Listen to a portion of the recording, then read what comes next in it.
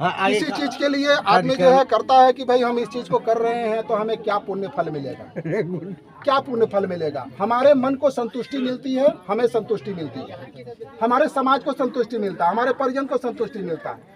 जो मर गया वो आया नहीं। हम यहाँ पे एक काल्पनिक आवाहन किए हैं अपनी मन की शांति के लिए, आप सबकी शांति के लिए। मरा हुआ आदमी का उसका प्राण कभी वापस नहीं आता है। जो कहते हैं ना कि 13 दिन तक रहता है, नहीं रहता है।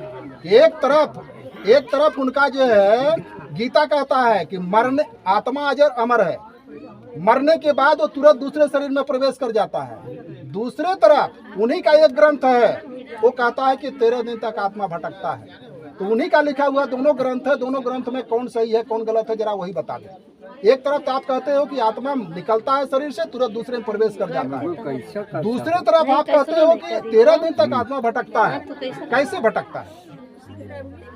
तो ये कई तरह की चीजें हैं। बाकी स्वर्ग और नर्क, न स्वर्ग है और न नर्क है। झंडा को पकड़ ले, क्योंकि अगर स्वर्ग होता तो लोग यहाँ नहीं रहते।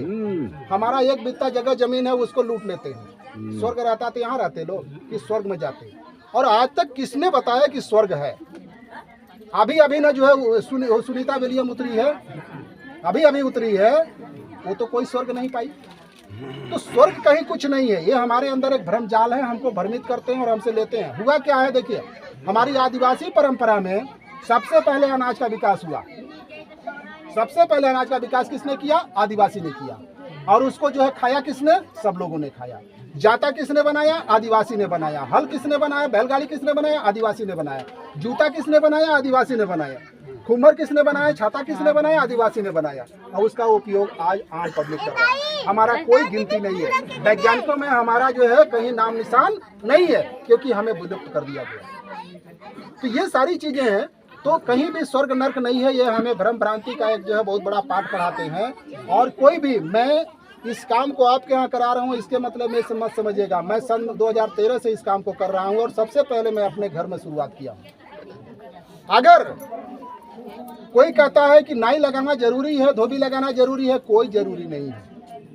अगर धोबी के पानी सींचने से हम पवित्र होते हैं और ब्राह्मण भी पवित्र होता है, तो फिर धोबी के यहाँ हम रिश्तेदारी क्यों नहीं करते?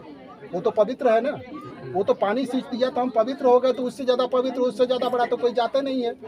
तो फिर धोबी के साथ हम रोटी बेटी क्यों नहीं करते? उसके साथ बैठ के खाना क्यों नहीं खाते? ब्राह्मण क्यों नहीं शादी करते उसके साथ? हम लोग क्यों नहीं शादी करते?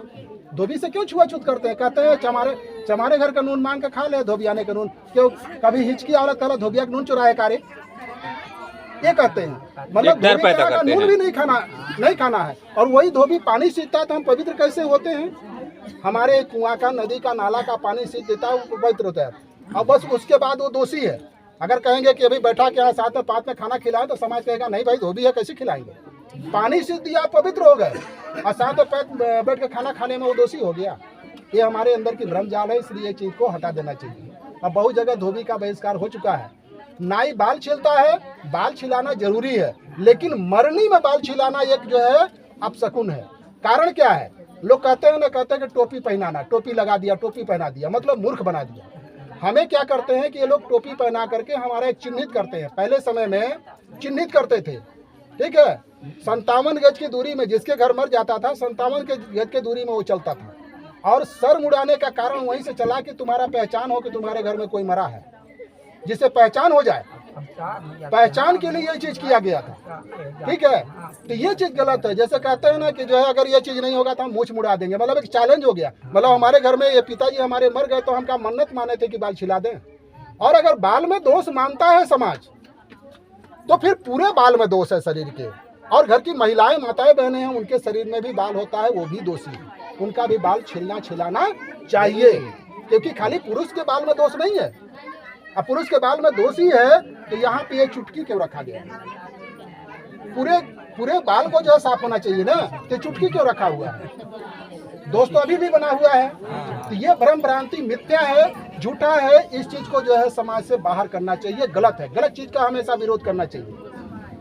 हमारे बीच में समाजों ने क्या किया कि लोगों के दबाव में आकर के, देखा देखी आकर के बहुत सारे गलत रास्ते को अपना लिया। लेकिन आज वो दशा नहीं है।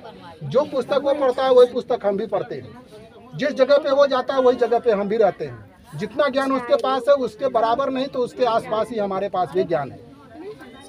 जो अनाज वो खाता है वही अनाज हम भी खाते हैं। इस हवा में दोष नहीं है, इस पानी में दोष नहीं है, लेकिन उस बर्तन में दोष है। बर्तन छू दिया पानी का तो दोषी हो गया, और कुएं का पानी, नदी का पानी दोषी नहीं है। अभी वो था ना मेला महाकुंभ का, उसमें बरहो जात नहा रहे हैं, उसी में मूत रहे हैं, हग रहे हैं, थूक रहे हैं, सब बढ़िया था, वहाँ दोष नहीं हुआ और यहाँ दोष है। तो ये गलत चीजें हैं, इसलिए इन चीजों से हो जाए। पूजा बहुत लंबा नहीं चलता है, पूजा पाठ लगभग कंप्लीट है, थोड़ा सा और बचा हुआ है, इसके बाद पूजा पाठ समाप्त हो जाएगा।